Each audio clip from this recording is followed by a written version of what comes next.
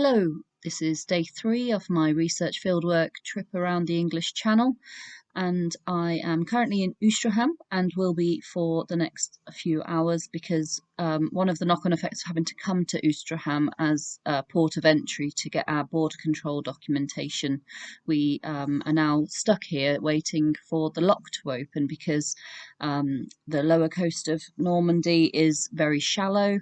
They've had to do a lot of human-made changes to the coastline to make it suitable for vessels.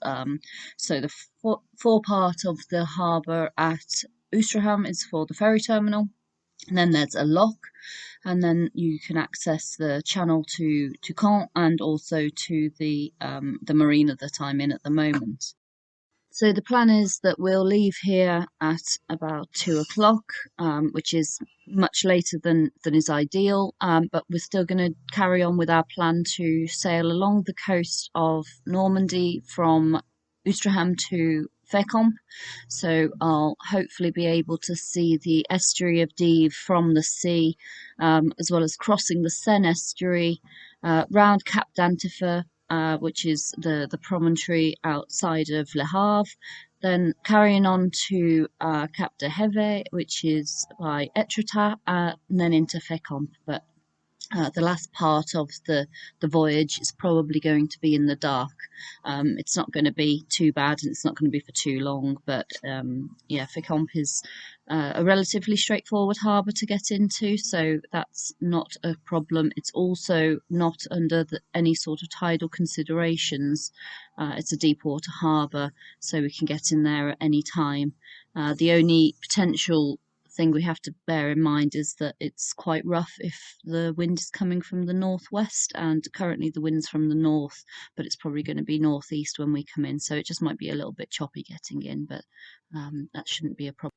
So unfortunately I've not been able to go to Dives-sur-Mer as planned, but firstly I've been to Dives-sur-Mer before when I did my cycling trip around Normandy in February 2022, so I've got some photos I'm going to show you shortly about Dives-sur-Mer, but I also just wanted to point out, and maybe it's something that we don't really think about in today's world, but time is completely different when you're at sea. So we've had to adapt to man-made interventions such as the locks, but the tidal constraints, the wind constraints, these are all things that when you're at sea, it's more a consideration of the distance you want to travel than the time necessarily, because you can't say I'm going to arrive at this place at this exact time with any confidence, really, because the weather, the wind, the tides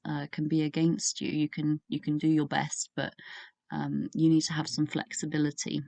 So I think that's just something that is quite interesting, that this is still a factor that I am experiencing on my trip, that the plan is having to change constantly. I've looked at all of the charts and I've done all of the research for this trip for about 9 months. So I know what I wanted to do, but when you're actually here, you just have to go with what the conditions are on the day, and you've got to be flexible. And it's interesting that even in a modern boat, in places where the port infrastructure is very modern, there are still these considerations that we see reflected in the 11th century sources in terms of the accounts of Duke William having to stay in Dives-sur-Mer for about a month, and then in Saint Valery for a couple of weeks. So these are considerations of trying to move around in a tidal environment in sailing boats that have they have lots of considerations, and if they don't line up, then you just can't do it. So that like, it's still interesting and relevant research. It's just a bit not ideal. However, it has given me the time to make this video, which I was going to say they're going to have to be much shorter because the Wi-Fi in the marinas is awful, and it's taking literally hours, 6 hours I think it took yesterday to upload the video. So this will probably be the last long one, which I've got the time to make because I'm sitting here in Ouistreham. But from this point on, they'll probably have to be a lot shorter because I need to catch up on some sleep. So running on about 8 hours sleep over 2 days at the moment. So here is some information about Dives-sur-Mer. And then I'll give you a little bit more information about the rest of the coast that I'm hoping to be travelling on later today, up to Fécamp. So why Dives-sur-Mer? The Norman chronicler William of Poitiers is the only 11th century source which mentions William assembling at the estuary of Dives-sur-Mer, and I'll just read for you his account. It would take too long to narrate in detail how under his prudent direction ships were built and equipped with arms, men, provisions, and the other things necessary for war, and how all Normandy eagerly bent to the task. After forbidding all plunder, he supported 50,000 men-at-arms at his own expense, while unfavourable winds delayed him for a month at the mouth of the Dives. Presently the whole fleet, equipped with such great foresight, was blown from the mouth of the Dives and the neighbouring ports, where they had long waited for a south wind to carry them across, and was driven by the breath of the west wind to moorings at Saint-Valery.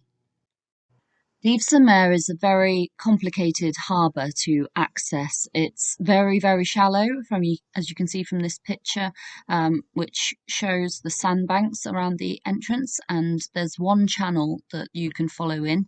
The channel is marked, but it does move, and the area dries out to a considerable distance out from land. So when we go past Dives-sur-Mer, we'll go to the high water marker, but we can't go any closer because we will risk running aground. So it's a very tidally dynamic area.